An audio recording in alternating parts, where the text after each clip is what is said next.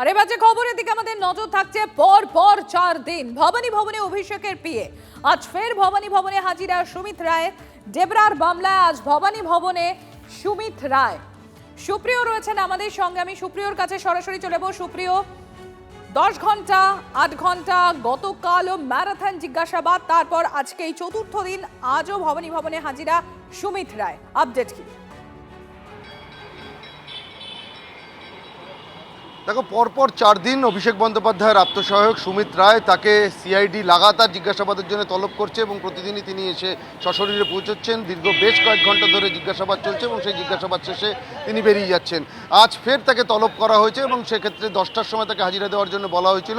সকাল 9:49 থেকে 50 এই সময়ের মধ্যে তিনি সশরীরে এসে পৌঁছেছেন। ইতিমধ্যেই তিনি 4 তলায় সিআইডির যে দপ্তর রয়েছে সেখানে পৌঁছে গেছেন এবং আজ কিছু সময় পর থেকেই কিন্তু আজকের যে জিজ্ঞাসাবাদ পর্ব সেই জিজ্ঞাসাবাদ শুরু হবে।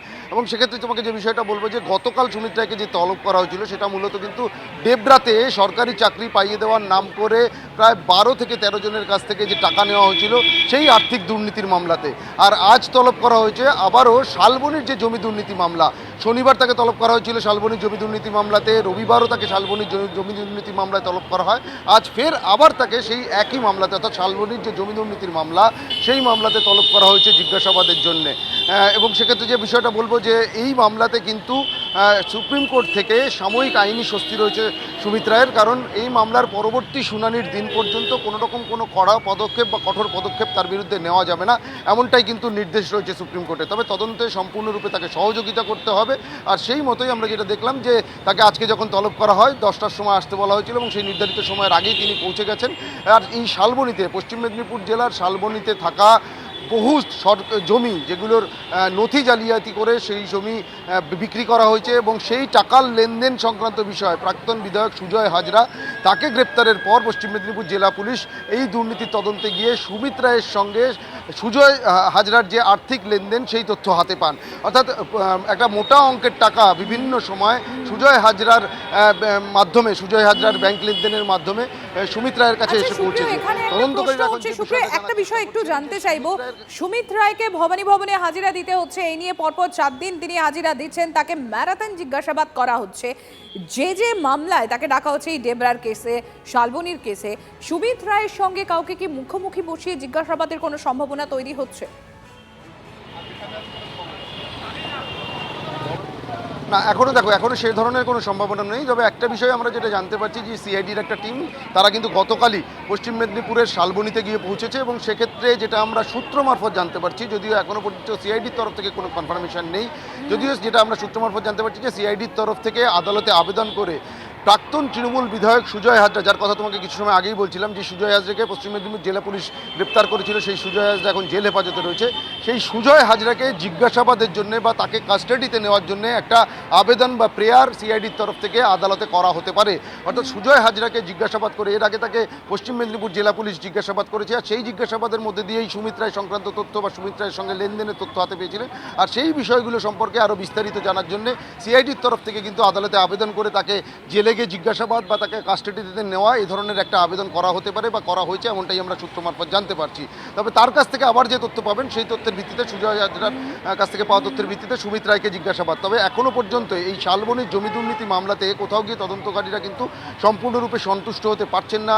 বেশ কিছু প্রশ্নের উত্তরের জায়গায় তারা এখনও সন্তুষ্ট নন বা বেশ কিছু প্রশ্নের উত্তর নানা রকমভাবে এড়িয়ে যাওয়ার চেষ্টা করছেন। এই ধরনের বিভিন্ন বিষয়ে আমরা সিআইডি সূত্রে জানতে পারছি। আর সেই জায়গা থেকেই সুমিত রায়কে বারবার তলব করা হচ্ছে। শালবনির জমি দুর্নীতি মামলাতে আজ এই নিয়ে তৃতীয়বারের জন্য সশরীরে হাজিরা দিতে এলেন অভিষেক বন্দ্যোপাধ্যায়ের আত্মসহায়ক সুমিত রায়। আর সুমিত রায়কে জিজ্ঞাসাবাদ করে এই যে জমি দুর্নীতির টাকা তার কাছে যে বিভিন্ন সময় সুজয় হাজরার মাধ্যমে এসছে ব্যাংক লেনদেন। তোমাকে ধন্যবাদ। বোধহয় পাস গ্রাজুয়েট কি গ্রাজুয়েট নয়, তো তার ফোনেও একজন আইপিএস অফিসার কিরম, সে নেই, উঠে দাঁড়াতে হচ্ছে, তো বোঝা যায় তার প্রভাব কিরম মারাত্মক। এবং চার্টার্ড মাফিয়ার বরাভয়ে রাজ্যের প্রাক্তন মুখ্যমন্ত্রী, তার মানে গোটা সেট আপ, মানে পুলিশ তো তিনি তো পুলিশ মন্ত্রী ছিলেন, তো তার পুলিশ যখন এরকম সুমিত রায়ের ফোনে আটকে ওঠে, বুঝতে হবে সুমিত রায় কতটা কতটা পাওয়ারফুল। 3 মাস আগে পর্যন্ত যার ছবি নিয়ে জিতলো, এখন তার নামেই তো উনি কথা বলেন।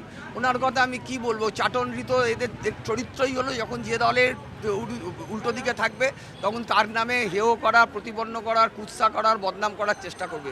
পার্টিকুলারলি যে ইস্যুতে উনি বলতে চাইছেন, ওনাকে যে ওনার সমস্ত ঘটনা যদি সামনে আসে তাহলে বোঝা যাবে উনি কতটা নৈতিক রাজনীতি করেন।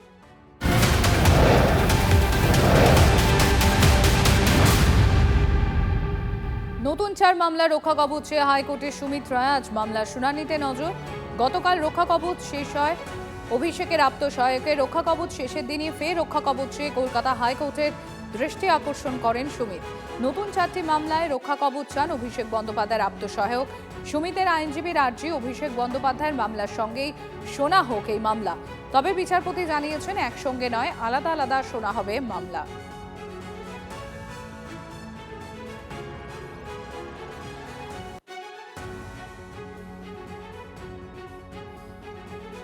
যারা কোর্টকে মানতো না, অস্বীকার করতো, আজকে কোথায় কোথায় কোর্টে যাচ্ছে কেন? ওরা রক্ষা কবচ, কোর্ট কতদিন রক্ষা কবচ দেবে?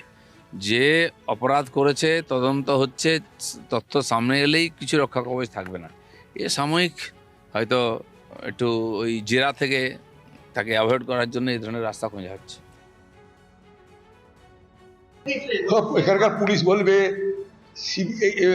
সিআইডি বলবে, ইডি বলবে, সিবিআই বলবে কোথায় কে গেলেন। আমরা তো আর পুলিশ না, তা বুঝে নিন এবার কে কোথায় গেলেন, কি করলেন। 2 দিয়ে 4 না হয় 2 দিয়ে 5 হচ্ছে বাংলায়। কতটা করিতকর্মা সিআইডি, ইডি, সিবিআই। দেখুন, ইচ্ছা মতো গেল, ইচ্ছা মতো এলো, সবাই দেখলো, কেউ কিছু করতে পারলো না। এটাই তো ঘটনা।